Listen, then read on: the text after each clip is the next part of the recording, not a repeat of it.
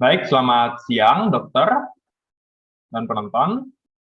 Perkenalkan, nama saya Erik Kusuma Tandiono dengan nomor induk mahasiswa 2002612037. Saya adalah dokter muda Departemen Anestesiologi dan Terapi Intensif Fakultas Kedokteran Universitas Udayana, Rumah Sakit Umum Pusat Sanglah, dan pada periode 29 November 2021 sampai 9 Januari 2022. Pada kesempatan ini, saya akan memberikan presentasi mengenai perioperative medicine. Langsung saja.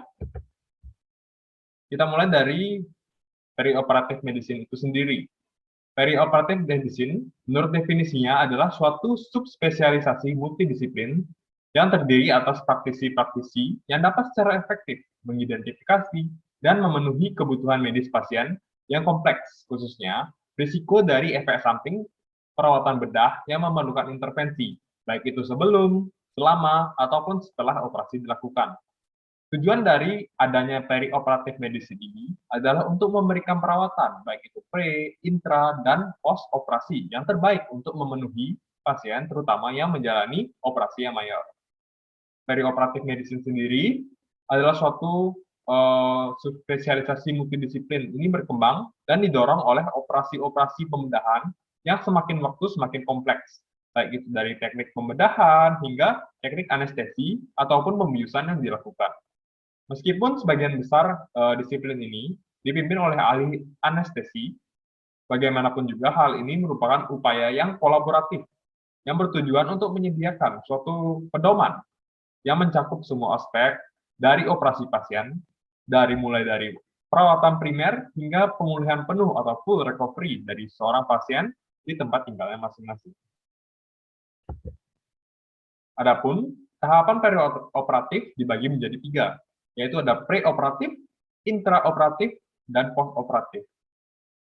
Fase preoperatif sendiri ini adalah fase dari waktu sejak keputusan untuk operasi itu diambil hingga sampai di meja pembedahan. Sementara fase intraoperatif adalah suatu fase di mana pasien sudah berada di meja pembedahan sampai nanti akan berlanjut ke ruang pulih sadar atau recovery room dan unit perawatan pasca anestesi atau sering disingkat PACU. Kemudian ada post-operatif. Post-operatif sendiri adalah fase di mana pasien telah berada di ruang pulih sadar atau recovery room dan unit PACU tadi, sampai pasien berada dalam kondisi sadar betul untuk nantinya bisa dibawa ke ruangan rawat inap. Pada kesempatan ini, saya akan lebih membahas ke post-operatif dari tahapan perioperatif ini. Post-operatif. Tanggung jawab dari ahli anestesi akan berlanjut sampai tanda-tanda vital dari seorang pasien ini akan normal, kemudian tanda tersebut telah ditetapkan dan kondisi pasien juga terlihat apa stabil. Telah terjadi pergeseran paradigma di sini pada beberapa hampir semua operasi, di mana manajemen komplikasi yang pasca operasi yang awalnya reaktif, yaitu terhadap komplikasi tersebut, misalnya terjadi suatu komplikasi, maka baru kita tangani, itu terjadi pergeseran ke model yang lebih ke preemptive care, atau bisa dibilang lebih ke pencegahan dari terjadinya komplikasi tersebut. Ini disesuaikan dengan analisis yang dilakukan pada saat preoperasi dan juga perjalanan dari intraoperasi. Analisis saat preoperasi itu dan juga penggunaan juga scoring pasien seperti itu, seperti skor dengan risiko, ini akan memfasilitasi suatu proses post operasi, di mana dia akan ditempatkan juga nantinya kita bisa tahu, bisa menempatkan seorang pasien ini di mana nantinya, apakah di recovery room atau di post anesthesia care unit atau PACU, apakah di ICU atau intensive care unit, ataupun kapan pasien ini juga sudah boleh menuju ward atau ruang rawat inap. Adapun berdasarkan masalah-masalah yang berisiko terjadi pada saat pasca bedah atau pasca anestesi pada suatu pasien, dilakukan pembagian kelompok pasien, yaitu ada kelompok 1, kelompok 2, dan kelompok 3. Kelompok 1 ini adalah yang berisiko tinggi untuk terjadinya gagal napas. Ini juga termasuk pada kelompok-kelompok yang mempunyai gangguan atau riwayat kardiovaskular. Biasanya kelompok ini akan tidak dilakukan perawatan di recovery room ataupun PACU. Jadi langsung dibawa ke intensive care unit untuk mendapatkan perawatan post operasi yang memadai. Yang kedua, yaitu kelompok 2, itu adalah mayoritas pasien yang pasca operasi. Jadi sebagian besar pasien yang pasca operasi, mungkin operasi yang sedang, ringan, dan sebagainya itu masuk ke kelompok yang 2. Di sini pasien mungkin diletakkan untuk sementara di recovery room atau PACU, di mana ini bertujuan untuk mencapai respirasi yang adekuat secepat-cepatnya, agar nantinya pasien bisa ditransportasi atau dipindahkan ke ward atau ruang rawat inap. Ada juga kelompok 3. Kelompok 3 ini adalah pasien dengan operasi yang bisa dibilang ringan. Di sini seorang yang ahli dalam perioperatif medicine tentunya harus memastikan fungsi respirasi yang normal, dan pasien juga harus bebas dari kantuk, ataksia, nyeri, ataupun kelemahan dari otot. PACU atau Post Anesthesia Care Unit. Ini adalah suatu unit di mana akan dilakukan pemantauan pada pasien-pasien post operasi atau post anestesi. Pemantauan yang tidak memadai di PACU ini mungkin dapat menyebabkan suatu morbiditas dan mortalitas yang serius. Maka dari itu perlu dilakukan pemantauan di PACU ini. Ini dirancang untuk merawat pasien yang baru pulih dari efek fisiologis akut dari anestesi dan juga pembedahan. Adopsi dari PACU sebagaimana diuraikan dalam Association of Anesthesists 2013 Safety Guideline, menyediakan suatu area klinis yang aman dan khusus untuk melakukan monitoring dan intervensi pada pasien pasca operasi atau pasca anestesi. Tujuan dari PACU ini dapat memantau masalah respirasi atau sirkulasi pada pasien, juga mempertahankan kestabilan sistem respirasi dan sirkulasi, memantau juga bagaimana pendarahan dari luka operasi, serta juga menangani nyeri pasca bedah. Beberapa pasien mungkin sudah disebutkan tadi, salah satunya, itu tidak perlu dilakukan perawatan atau diletakkan di PACU atau di recovery room itu. Misalnya pasien dengan analgesia lokal, dengan kondisi normal, mungkin bisa langsung menuju rawat inap atau one day care, seperti itu saja. Jadi bisa discharge. Tentunya ada syarat-syarat yang harus dipenuhi. Ada juga pasien yang berisiko tinggi tertular penyakit infeksi, sedangkan di ruang pulih atau recovery room sendiri tidak tersedia ruang isolasi. Mungkin itu bisa menjadi pertimbangan kenapa pasien ini tidak diletakkan di PACU atau recovery room. Ada juga pasien yang memerlukan terapi intensif. Salah satunya yaitu kelompok 1 yang tadi, di mana pasien ini harus disediakan terapi-terapi atau alat-alat yang menunjang pasien ini yang biasanya ada di ICU atau intensive care unit, sehingga pasien tersebut tidak perlu diletakkan lagi di RR atau di PACU. Perawatan standar pada PACU, seperti tadi sudah saya katakan, pemantauan di PACU ini penting untuk menghindari morbiditas maupun mortalitas pada pasien. Mungkin bisa dilihat ini beberapa alat-alat yang berhubungan dengan masing-masing keperluan dari pasien itu. Untuk yang paling penting mungkin bisa disediakan pulse oximetry untuk mengatur saturasi oksigen, kemudian elektrokardiogram juga harus tersedia, dan juga non-invasive blood pressure atau NIBP yang tersedia secara otomatis monitoring. Itu biasanya harus wajib tersedia untuk setiap pasien. Meskipun EKG, saturasi O2 dengan pulse oximetry, dan NIBP harus digunakan untuk setiap pasien, itu harus digunakan pada setiap pasien dengan fase awal pasca operasi. Perawatan yang sesuai juga harus tersedia untuk pasien yang memang mengharuskan monitoring tekanan, misalnya tekanan intrakarnial, tekanan intraarterial, maupun vena sentral. Itu tentunya memerlukan alat-alat yang berbeda. Kemudian seringkali kapnografi juga berguna untuk pasien yang dalam kondisi diintubasi atau diekstubasi. Kemudian ada juga sebagai kontrol temperatur di sini bisa menggunakan termometer, baik itu merkuri maupun elektronik, biasanya harus selalu tersedia, termasuk perangkat yang digunakan untuk mengontrolnya, seperti misalnya penghangat udara, lampu pemanas, ataupun selimut yang berfungsi menghangatkan, ataupun sebaliknya mendinginkan. PACU juga harus memiliki persediaan sendiri peralatan dasar dan darurat, baik basic dan advance seperti itu, yang terpisah juga dari kamar operasi.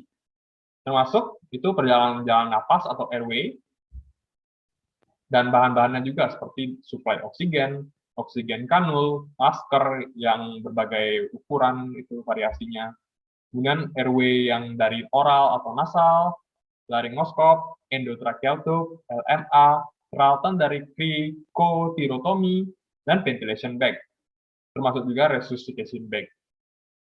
Kemudian peralatan terapi pernapasan atau breathing, untuk perawatan, misalnya untuk perawatan aerosol bronchodilator, mungkin itu berfungsi banyak untuk pasien dengan gangguan breathing.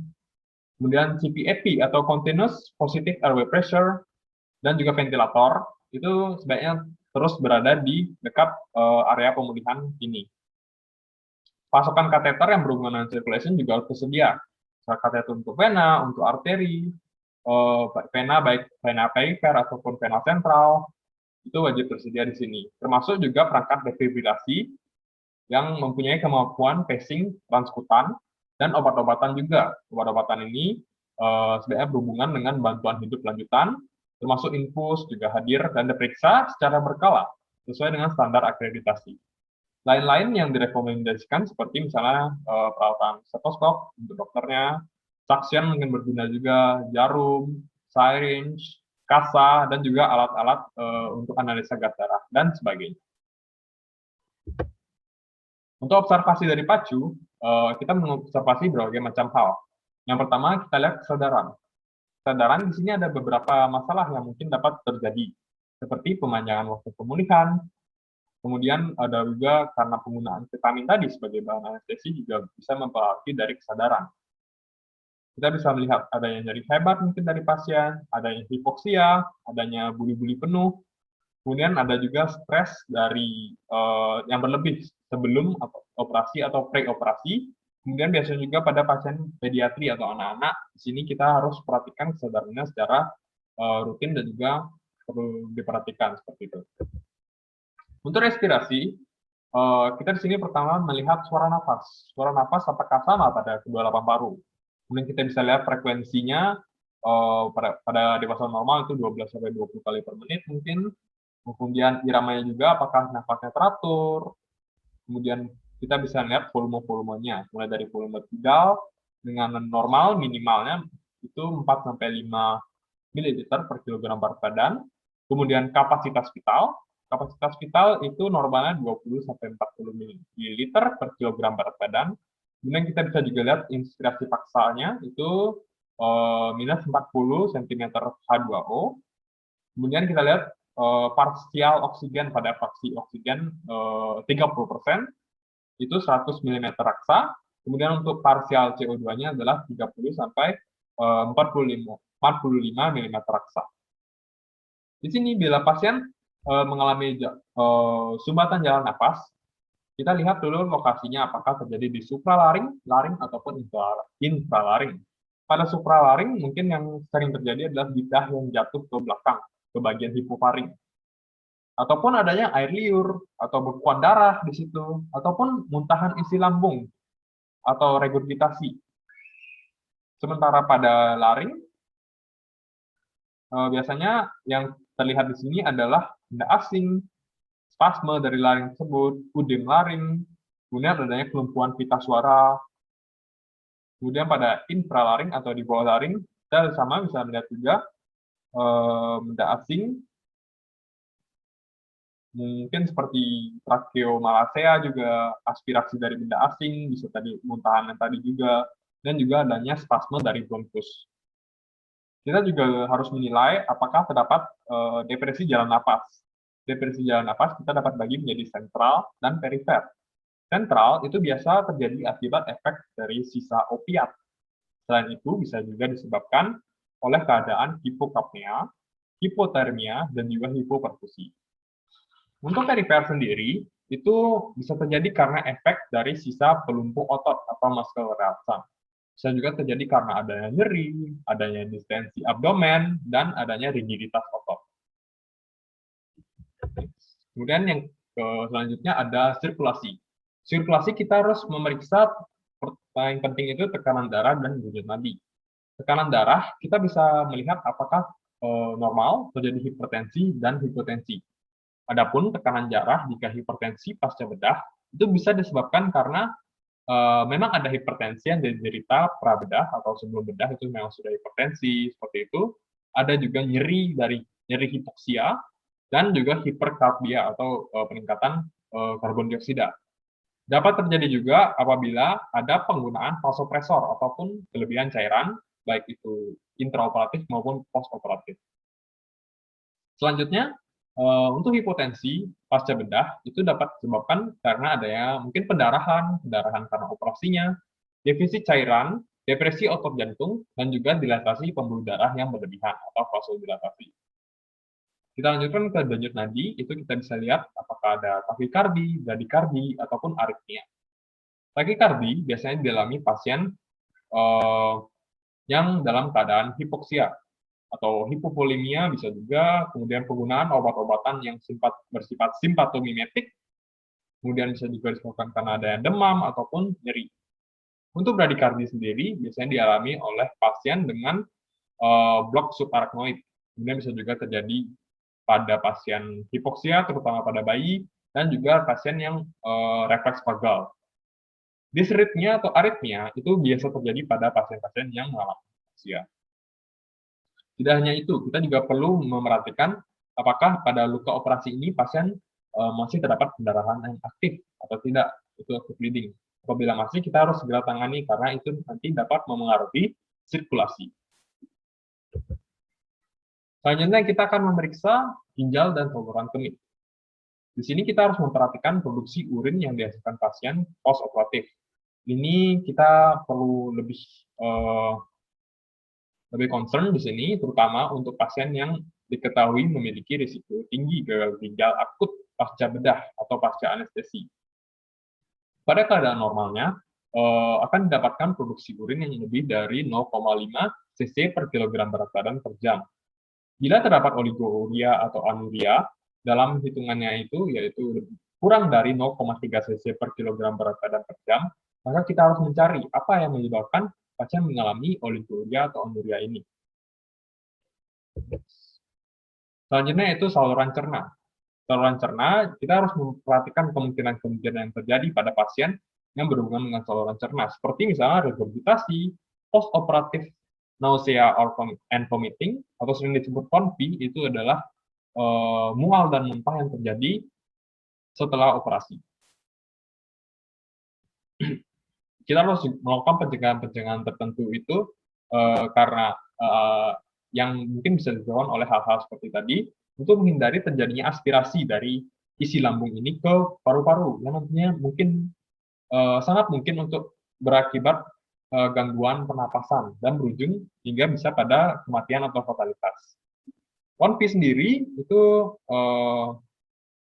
merupakan komplikasi signifikan yang tersering terjadi pada pasien setelah dilakukan general anestesia atau GA. Terjadi kurang lebih 30% pada 30% pasien. Terdapat beberapa faktor risiko terjadi PONV. Antara lain ada faktor dari pasiennya, pasien yang muda, dengan jenis kelamin perempuan, terutama yang sedang menstruasi pada surgery-nya atau sedang hamil pada trimester pertama. Kemudian habitus tubuh yang besar, kemudian ada riwayat dari post-operatif emesis atau muntah, kemudian riwayat dari motion sickness atau pusing gerakannya itu, motion sickness. Kemudian kita bisa juga lihat faktor dari teknik-teknik anestesi yang digunakan, apakah itu general anestesia, itu lebih sering PONV-nya. Kemudian obat-obatan yang digunakan juga kita perlu lihat, apabila menggunakan opioid atau agen-agen yang volatile, menggunakan NO atau nitrogen oksida, itu mungkin bisa meningkatkan risiko PONV. Kita lihat juga prosedur surgikal yang dilakukan. Beberapa surgery atau pembedahan seperti strabismus, surgery pada telinga, laparoskopi, orchiopexy, retrieval dari ovum, tonsilektomi, dan juga pembedahan pada mama, pada payudara, diketahui menjadi suatu faktor risiko untuk PONV. Kemudian ada juga post-operative faktor seperti pain atau rasa nyeri dan juga hipotensi. Kita lanjutkan ke selanjutnya yaitu aktivitas motorik. Aktivitas motorik ini diperlukan pemantauan karena terutama pada penggunaan obat-obatan muscle relaxant atau pelumpuh otot. Penggunaan obat-obat ini tentunya nanti akan berhubungan dengan fungsi otot-otot respirasi. Bila belum terdapat kembalinya fungsi tenaga dan kemampuan otot secara normal, maka pasien mempunyai risiko untuk mengalami hipoventilasi dan ketidaknormalan aktivitas motorik lainnya pada tubuh pasien. Kita juga perlu melihat ada tidaknya aktivitas motorik berupa agitasi. Mengapa? Karena sebelum pasien itu pulih sepenuhnya dan responsif, rasa sakit atau nyeri yang dialami pasien itu sering terwujud sebagai kegelisahan atau restlessness atau agitasi yang terjadi pasca operasi. Gangguan sistemik yang signifikan seperti misalnya hipoksemia, asidosis respiratorik atau metabolik, kemudian hipotensi, kemudian seperti kandung kemih yang distensi, atau komplikasi bedah seperti okutisme intraabdominal atau pendarahan, itu juga harus dipertimbangkan dalam melakukan diagnosis banding kegelisahan atau agitasi pasca operasi. Baik, selanjutnya kita akan membahas suhu tubuh. Pasien di sini bisa mengalami baik itu hipertermia atau peningkatan suhu tubuh maupun hipotermia atau penurunan suhu tubuh.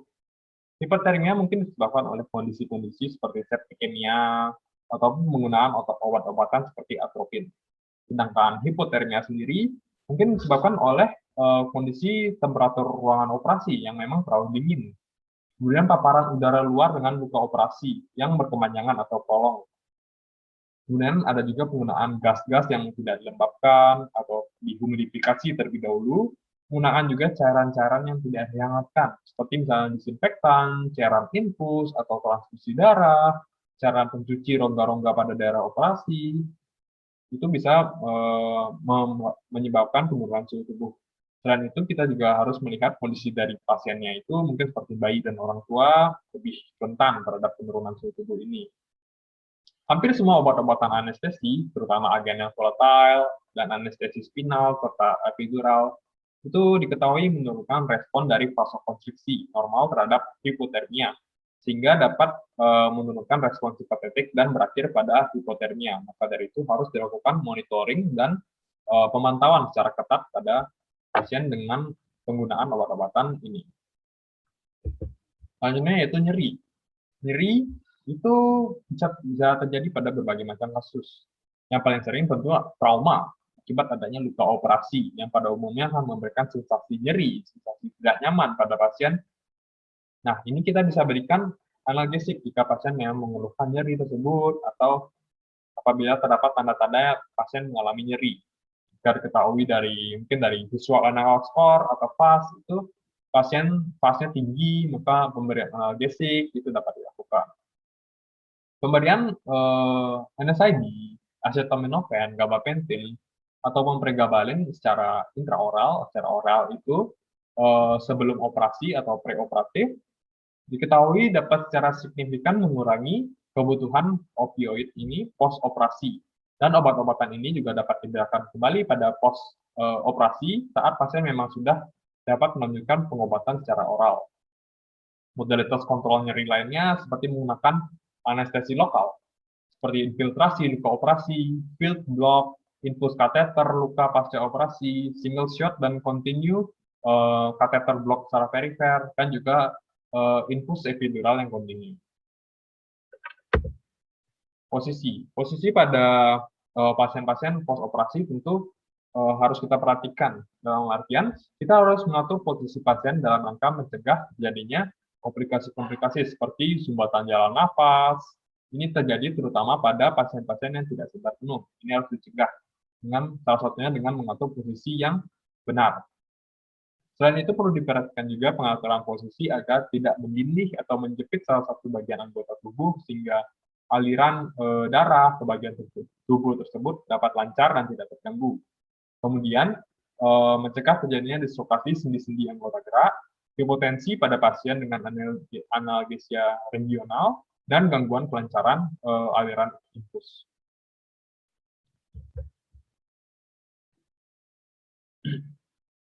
Baik itu untuk apa yang harus diperhatikan pada pasien postoperatif. Di sini kita juga mempunyai beberapa skor yang digunakan pada pemulihan pasca anestesi. Yang pertama ada skor Aldred. Ini digunakan pada orang dewasa pasca anestesi. Ada kriteria yang awal, yang original, kemudian ada yang dimodifikasi. Sebelumnya, skor pemulihan pasca anestesi ini digunakan untuk menilai terlebih dahulu dalam rangka menentukan apakah pasien ini dapat dipindahkan ke ruangan atau ke ward seperti itu, atau masih perlu dilakukan observasi terlebih dahulu di ruangan recovery room atau high care unit. Jadi kita mulai dari Aldred score. Ini untuk kriteria yang original, ada warna kulit itu pink atau normal, merah seperti itu. Kemudian itu kita berikan poin 2. Kemudian ada pale atau pucat seperti itu, poinnya 1. Kemudian apabila warna kulit cyanosis, kita berikan poin 0. Kita lihat dari respirasi. Pasien kita lihat bisa bernafas secara dalam dan ada batuk. Kita bisa berikan poin 2. Pasien nafasnya dangkal, tapi pertukaran gasnya masih adekuat. Kita berikan poin 1. Pasien kita lihat sudah terjadi apnea atau terjadi obstruksi. Kita berikan poin 0. Kita lihat dari sirkulasi. Blood pressure atau tekanan darah itu masih di bawah dari 20%, deviasinya di bawah 20% normal. Berikan poin 2. Blood pressure-nya dalam 20-50% normal. Berikan poin 1. Sementara apabila blood pressure-nya, tekanan darahnya mendeviasi lebih dari 50% dari normal, atau bisa kita bilang dari baseline pada saat preoperatif, berikan poin 0. Kemudian ada kesadaran. Kesadaran apabila pasien bangun, pasien alert atau awas seperti itu, dan orientasinya bagus, berikan poin 2. Apabila pasien itu bangun, tapi cepat bisa tidur kembali, bisa drift back to sleep, tidurnya cepat seperti itu, berikan poin 1. Apabila pasien tidak ada respon atau unrespon seperti itu, berikan poin 0. Kita lihat aktivitas dari pasiennya, motoriknya. Apabila pasien bisa menggerakkan semua ekstremitasnya, berikan poin 2. Pasien hanya bisa itu menggerakkan 2 ekstremitas saja, berikan poin 1. Apabila pasien masih tidak dapat menggerakkan ekstremitasnya itu, berikan poin 0. Kita lanjutkan ke kriteria yang sudah dimodifikasi. Di sini kita melihat lebih objektif. Seperti misalnya oksigenasi, kita lihatnya saturasi oksigennya. Apabila lebih dari 92% dengan room air saja, berikan poin 2. Kemudian apabila lebih dari 90% tapi menggunakan oksigen itu, berikan poin 1. Kemudian apabila saturasi oksigennya kurang dari 90%, meskipun dengan oksigen, berikan poin 0. Dari respirasi, apabila pasien bisa bernafas dalam, kemudian bisa batuk dengan bebas, force freely, seperti itu, berikan poin 2. Apabila pasien mengalami dyspnea atau nafasnya dangkal, nafasnya terbatas, kita bisa berikan poin 1 dulu. Apabila pasien terjadi apnu, poinnya adalah 0. Kemudian untuk sirkulasi, di sini tekanan darahnya, kita deviasinya melihat 20 mm Hg, bukan 40% lagi. Jadi apabila pasiennya deviasi dari normal atau dari baseline preoperatifnya itu kurang lebih 20 mm Hg, berikan poin 2. Apabila 20-50, berikan poin 1. Apabila lebih dari 50, maka poin yang diberikan adalah 0. Kemudian dari consciousness atau kesadaran, kita lihat pasien fully awake, sadar penuh, compos mentis, berikan poin 2. Apabila pasien hanya bangun pada saat dipanggil, berikan poin 1. Apabila pasien unrespon atau tidak merespon seperti itu, berikan poin 0. Untuk aktivitas atau motorik seperti itu, yang original dan juga modify itu sama. Interpretasinya, secara ideal, secara maksimal skor yang di sini adalah 10. Secara ideal, pasien dapat di-discharge atau ke ruangan ward seperti itu saat total skornya minimal 9. Tetapi beberapa sumber menyebutkan bahwa poin 8 itu sudah boleh dilakukan pemindahan ke ruangan rawat inapnya. Dilanjutkan ke skor lainnya, itu ada Stewart score, itu untuk anak-anak, dan juga Bromett score untuk spinal anestesi. Ini kita baca dulu dari Stewart score. Dari pergerakannya pertama, apakah geraknya bertujuan? Apabila ya, skornya 2. Apabila geraknya tak bertujuan, skornya kita berikan 1. Apabila anak-anak tidak bergerak, skornya 0. Kemudian dari pernapasan, apabila anak-anak batuk, menangis, seperti itu, berikan skor yang 2. Apabila anak-anak masih dapat mempertahankan jalan nafas, mungkin seperti itu, berikan skor 1. Dan apabila memerlukan bantuan, seperti airway, berikan skor yaitu 0. Kemudian dari kesadaran, apabila anak itu menangis, dia terlihat bangun seperti itu, berikan skor 2. Apabila bereaksi, masih bisa bereaksi terhadap rangsangan, skornya adalah 1. Dan apabila tidak ada reaksi atau unrespon, skornya adalah 0. Jika jumlah skor ini lebih dari 5, maka pasien atau penderita pasca operasi dapat dipindahkan ke ruang rawat inap. Kemudian yang ketiga, yang tadi saya sebutkan ada Bromed score untuk spinal anestesi.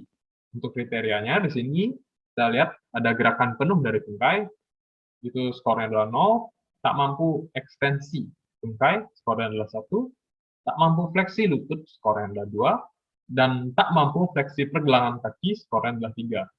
Jika Bromed skor 2, maka dapat dipindahkan ke ruangan. Kemudian yang terakhir ada skor PADSF atau Post Anesthesia Discharge Scoring System. Ini digunakan untuk pasien yang rawat jalan atau outpatient atau one day care. Jadi kapan pasien anestesi boleh di discharge seperti itu. Kita lihat pertama dari kriteria vital sign-nya, apakah masuk di dalam 20% dari preoperatif baseline-nya. Apabila ya, maka poinnya 2. Apabila dalam 20% sampai 40%, maka poinnya 1. Apabila lebih dari 40%, maka poinnya adalah 0. Kemudian kita lihat level dari aktivitasnya. Apakah bagaimana gait atau cara berjalannya, apabila steady, tidak ada pusing, dizziness, sesuai dengan level pada saat preoperatif, maka poinnya 2. Apabila memerlukan bantuan, itu poinnya mungkin 1. Apabila tidak bisa ambulasi, tidak bisa berjalan, tidak bisa bergerak dengan bagus, dengan benar, poinnya adalah 0. Kemudian kita lihat nausea dan vomiting atau mual dan muntahnya. Apabila minimal dapat diatasi dengan medikasi atau obat-obatan oral, poinnya adalah 2. Apabila sedang-sedang hanya bisa teratasi dengan obat-obatan yang diberikan secara parenteral, maka poinnya adalah 1. Apabila terjadi terus-menerus, continue, walaupun setelah obat-obatan yang diberikan secara berulang-ulang, maka poinnya adalah 0.